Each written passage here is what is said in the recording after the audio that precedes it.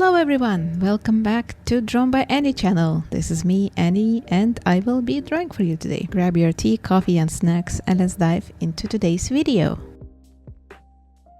So today I'm going to work on something fun and also helpful in terms of leveling up artistic skills. I often do exercises like that behind the camera, like not for the video but just for the practice. But today I wanted to show you my practicing session and kind of demonstrate my creative process when I'm researching and making my choices for a character stylization. And today's victim is going to be Wednesday Addams. So I wanted to make a fan art of her, but since I have so many options for how she could look like and also with how many other artists are making fan art of her, I didn't want to make just a regular fan art. So I decided to put her into my fantasy setting, Lyria world, and imagine Wednesday Addams how she would look like in my fantasy world. And please don't mind the Giga Chat Wednesday sketch.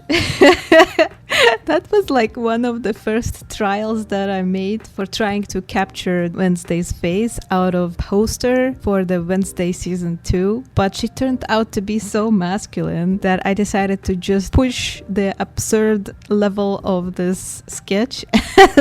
She turned out to be a Giga Chat Wednesday. So she's going to be looking at all of my other attempts on the other side of the spread, or rather looking at me or you right into your soul. Anyway, I'm going to start working on the first portrait, which is the most cute one, as I think, because of how big the eyes are going to be. And also the facial and head proportions are childlike, like the back of the head is pretty big and chin is pretty small. So she looks like a child, or I don't know, maybe a 5-year-old or something. And what I'm going to do with all of the portraits is put a first layer of the lines without actually worrying too much on how they look like, and then go back and trace kind of the line art over with a little thicker lines and give the portrait some volume and exaggerate some places where the possible shadow would be cast. So yeah, for this sketchbook spread I'm not going to do any coloring. It's just for my practice and also to look for the best option on how to stylize Wednesday's face. And then I will let you guys choose which one turned out to be the best and finish one of these sketches into let's say full colored proper illustration. So let me know in the comments which one you like the best.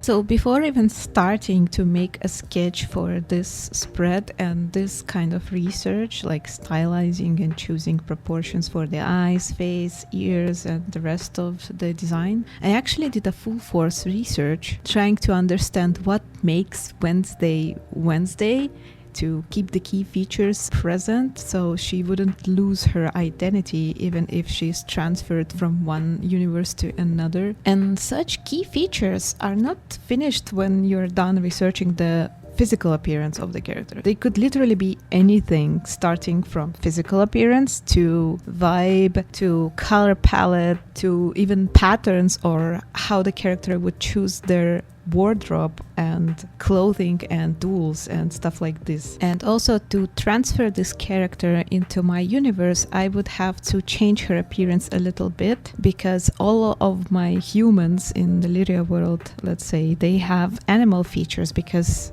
that's how they were created. So I look at the basic characteristics of Wednesday and I would say that her mind and her smartness is the most obvious one. So I chose a race that matches the same features, which is Scientians. And Scientians in Lyria world, they are born of a snow leopard particle. So I made Wednesday a pair of snow leo ears. And if I would make her into a full body illustration, I would also draw her a fluffy slowly apart tail, because that's also a part of Scientian's anatomy. Since she is now Scientian in my world, she needs to have the same features as all the other Scientians. So for the outfit, I would also choose something that matches her vibe, but also that would fit into the fantasy medieval style outfit. So she wouldn't look like she came from another universe. She needs to blend in, if that makes sense. And during my research, I found out that Wednesday outfits, they all look very formal, very straight, with little to no patterns. Just like her character. Her character is also very straight. She's not the one who would tell you pretty stories. She would tell you whatever she thinks straight into your face. So even this detail in the wardrobe can tell you a lot about the character's mindset. And like I said, Wednesday would wear something without any patterns or with a very understood, very straight up patterns like stripes, or a very repetitive and contrast patterns, and they are mostly facing down. Like even her portrait, it needs to go straight down, like with her braids, for example, and also her eyes and her brows, and like everything needs to face down. Like I usually draw Scientians with their ears at the 45-degree angle, facing like upwards, but with Wednesday it should be different because of her character. So that's why I changed the shape of the usual Scientian ears, and I made her ears look slightly down. So her ears angle is changed because of the character that Wednesday is. You see how deep into detail I can go in? Like with every little thing I can explain why I chose this specific shape or like angle.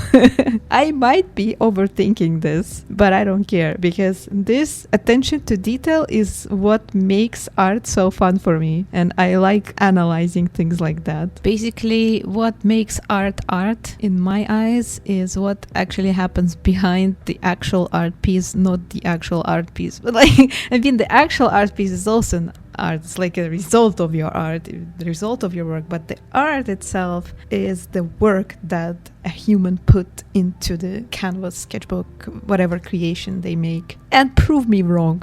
I dare you. Now I'm going to wait for the AI art bros in my comments trying to prove me that AI is actual art, which is not true at all. How much ever they are trying to repeat this, it's a nonsense thing, and it can never be turned into truth. No matter how many times they try to repeat it, it's a wishful thinking.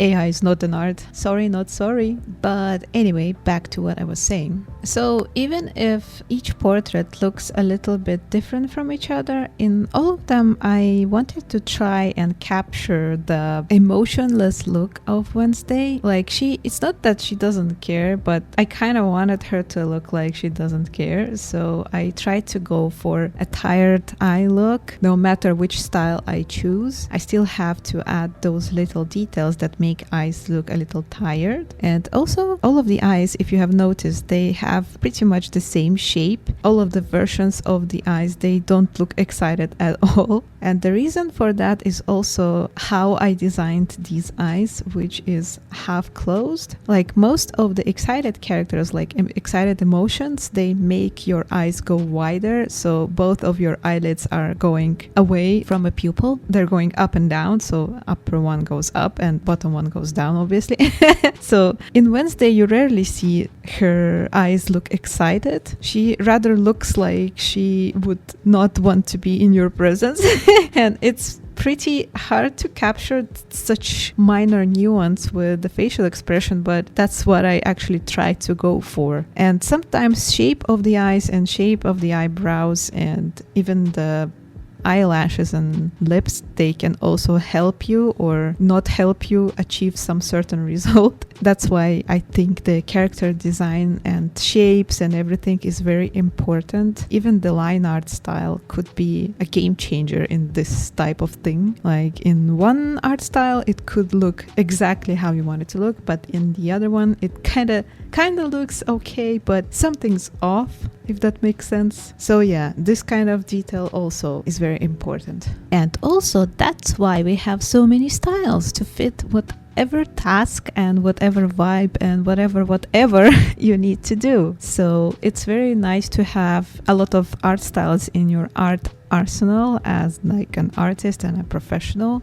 or a character designer or whatever artistic niche you are in. The bigger the variety of things that you can do, the better for you and for your craft. Because not only it is more interesting and fun to be able to do different kind of stuff, but you can also find your audience in very different people. And I think that's amazing thing about art world in general.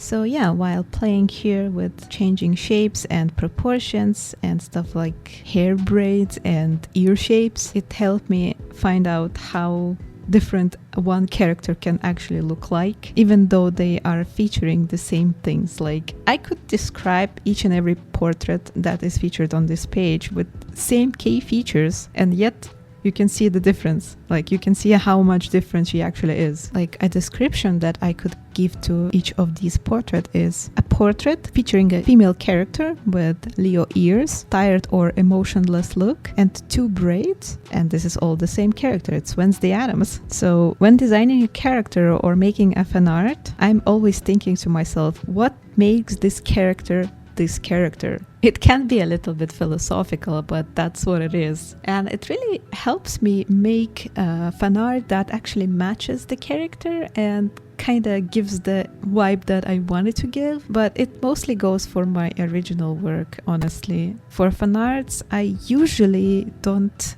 think about it that much unless I have a certain intention, like here making a fan art in my fantasy setting. Like oftentimes fan art is pretty easy to do. You just have a good reference or like a few of them. You have a general idea and you just kind of copy paste the reference in representation of the idea that you have in your artistic mood and a pinch of your own style. But yeah, sometimes fan art can turn into a whole research project and like a philosophical thinking and stuff like this. So it really depends on the artist and the person behind the fan art. But yeah, that's going to be it for today. Thank you very much for joining me in my today's video. I hope you liked it and I hope it was also useful for you. And if you want to see more of my work, leave a comment, like and subscribe to this channel. And I hope to see you in my next video. Bye bye!